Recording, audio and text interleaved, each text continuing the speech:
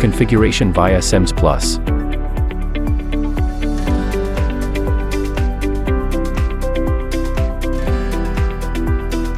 First, we open the app.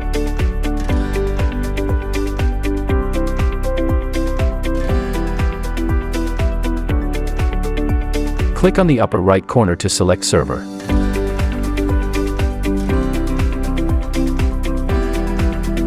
Enter your account name and password. Click on Login to go to the home screen. Click on the plus sign in the lower right corner to add a device. Add the device by scanning the QR code on the back of the inverter. Select the Wi-Fi signal provided by the system for connection. Choose User and enter a password.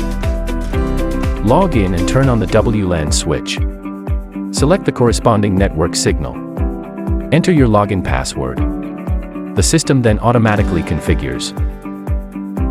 After successful configuration, you will be asked to select the region. Next, we create the station. Click Done and the station is created. Go back to the home page, and your station will appear to be up and running. We can enter the station to view information, such as power generation, daily power generation, monthly power generation. You can view device information in the device.